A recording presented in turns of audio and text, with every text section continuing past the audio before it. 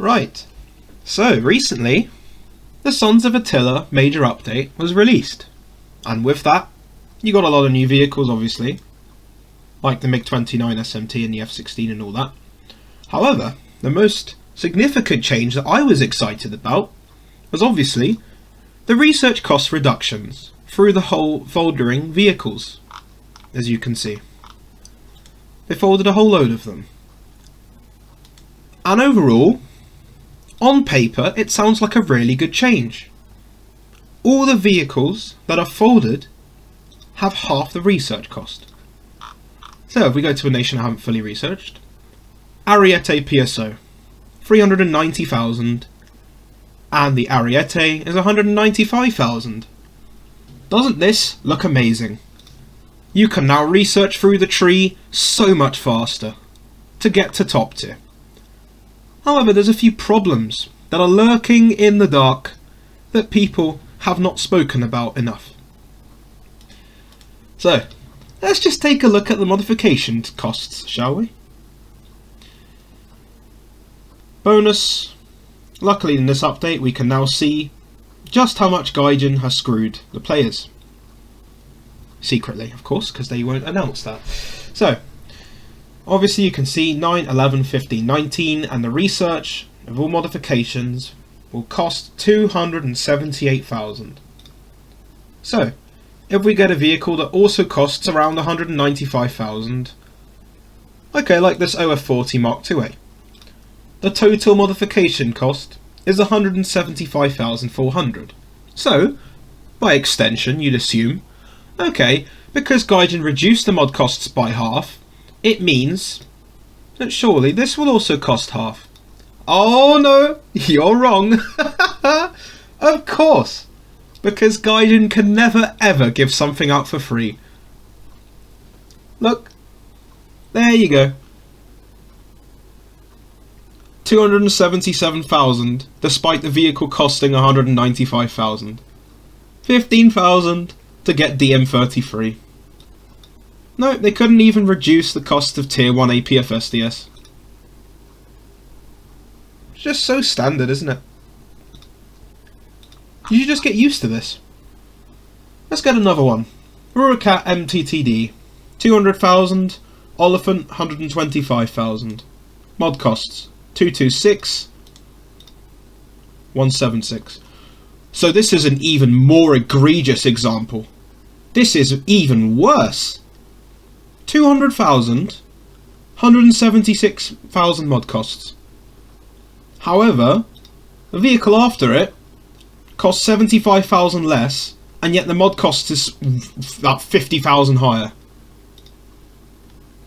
Like, they're just screwing you. They're screwing everyone who hasn't already researched these vehicles. You can just keep going throughout the whole tech tree and just looking at what they've done. They have basically introduced a stealthy way of punishing the player base. Okay, BMP3 obviously would have cost more than the 2S25. Let's look at the total mod cost. 176,000, 227. There you go. 50,000 more, despite the vehicle costing less. Like, this is just sad to see. It really is. And I've already ranted about the stock to spaded experience, so I'm not going to put you through that again, but they can't even do that.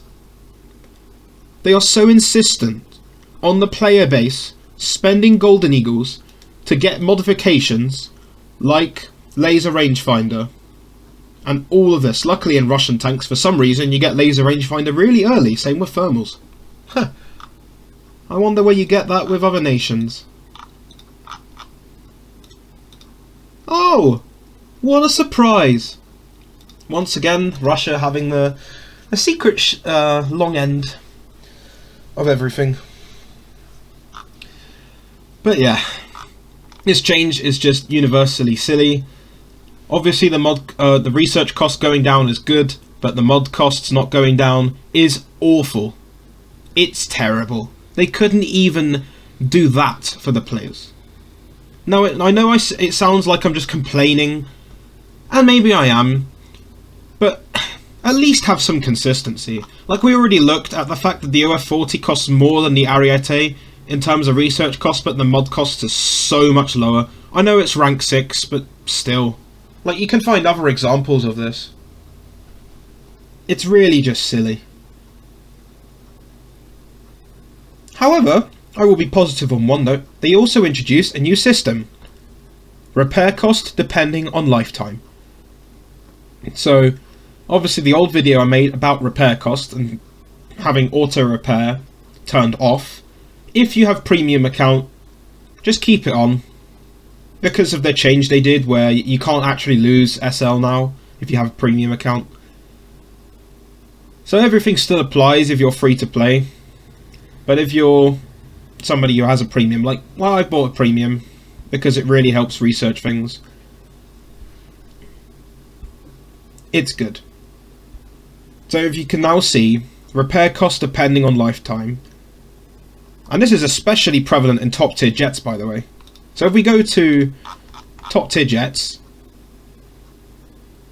switch to realistic because I don't play top tier arcade for obvious reasons. There you go. Yak 141. Repair cost depending on lifetime. 1,174 silver lines per minute. So if you take off, and after about a minute or two, you suddenly get slapped out of the air by a phoenix, you'll only pay about 2,000 silver lines. And that's fine. That's not bad at all. This is good for free-to-play players as well. But as I said before, silver lions were never really the problem. They can keep making it so... I mean, obviously having excess silver lions is nice. Like, I've got 13 million now. It means you can buy expert crews for everything, which is a nice bonus. But at the end of the day, the big problem is still, after all the roadmap changes and everything, they have not done a single thing to make the stock to spaded grind any better. 15, 19, 21, 42. This is on jets. On jets it's not as bad because obviously you still got countermeasures and things. But in ground it's just terrible. Like, it's just awful. Like, you could just look at this Leopard 2 PSO. There you go, 26,000 to get DM33. DM53 costs 33,000 in order to even research just look how much XP you're going to have to get in order to even get good modifications. You'll have to research at least about 150,000 research points to get a round that is effective against most top tier tanks. DM33 works, don't get me wrong, but against a lot of vehicles you need a better penning round to have better damage, especially like this round against Relict. You just can't do anything. It just absorbs it. Like, obviously other people have noticed this as well. Relict is overperforming right now. And if you compare it to something like the Challenger 2 TES, look at this massive ERA block on the side. These massive blocks.